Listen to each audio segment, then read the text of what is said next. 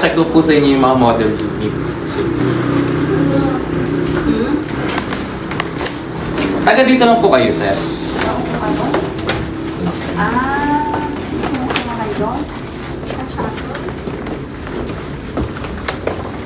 Saan nyo po mag-viewing? Kami, first time siya. Ito po yung Northscapes po, sir, ma'am. 4 hectares po siya. So, lahat po siya is ready for occupancy na and lahat community na po siya. So, existing na po lahat ng mga backhouse na natin, though may mga ongoing na construction pa po for phase 2. At the same time, meron na rin po tayong existing na na amenities na pwede natin makita po. Ito po is ongoing pa po yung mga construction ng bahay. So, nasa na po siya. Subject for turnover na rin po siya.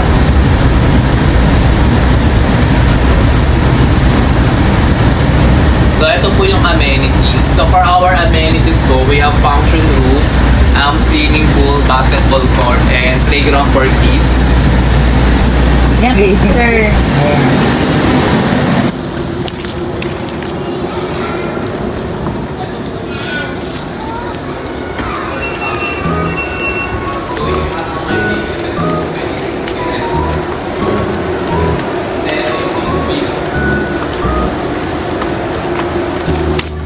So, ayan po, existing na po siya, nagagamit na po siya. That's my purple. Hello, that's my people here.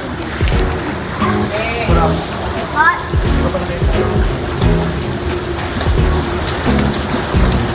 That's my people over there.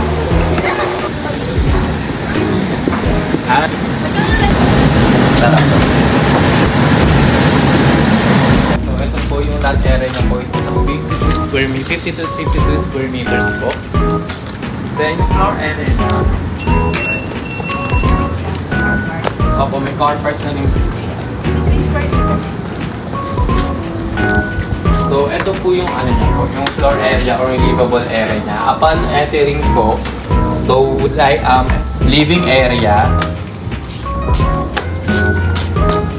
Then, sige sir, may andun, basahan. Ito na po yung dining area natin, kitchen area. Then, 1 toilet and bath po nandito po sa baba. Pero meron po tayong 3 bedrooms po sa taas. Lahat ng ganito. Okay, sa taas po. Then, ito po yung service area natin. So, pwede po kayo maglagay dito ng laundry or pwede po dirty kitchen. Ayan po, may service area po tayo.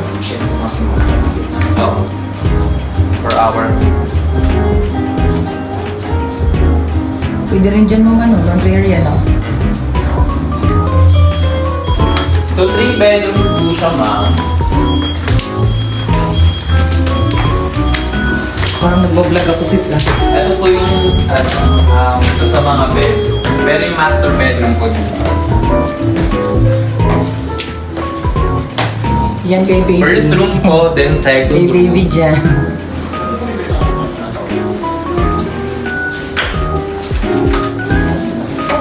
Ito naman po, ma'am sir, upon turnover naman po, naka-partition na po siya ng ganito. So, finish na po siya. So, kayo na lang po mag-design po, maglalagay ng po ng yakin. Opo, magpapa-interior. Pero finish po siya, ibig sabihin, naka-ano na po siya. Yung flooring po, naka-vinyl na po siya. Then, may mga partition na po siya. Then, painted wall po, may ceiling na rin po. So, gamit na lang po mismo yung dadalhin po. Then, ito na po yung pinaka-master bedroom po. Pasok pa. I-feel niyo po sa bagay ng bahay. Ano to? Gypsum po, wood.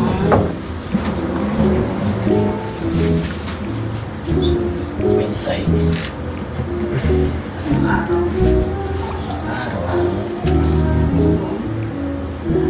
Sunset. Pag sunset po dito po. Opo, yung sunrise po dito.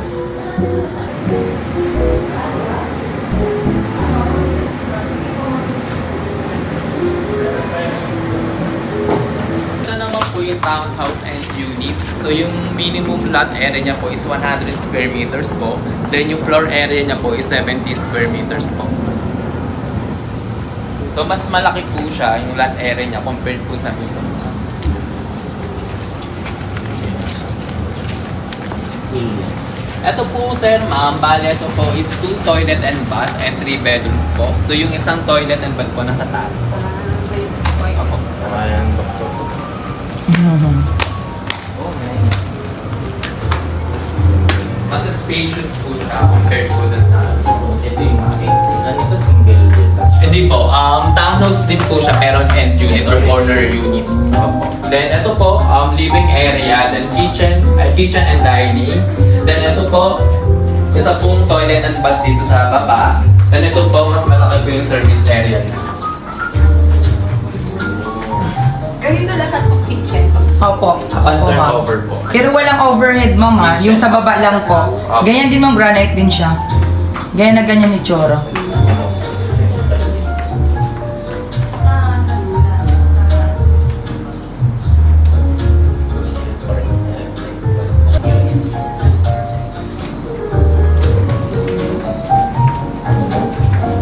Then, check po natin sa taas. Yung second toilet and bath. Ganito rin yung ng bath sa baba. Opo. Opo, ganyan din po.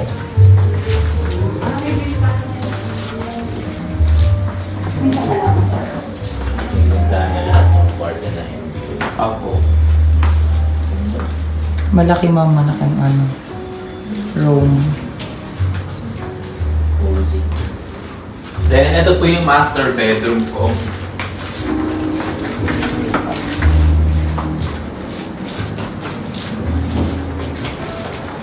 Ganda yung detail.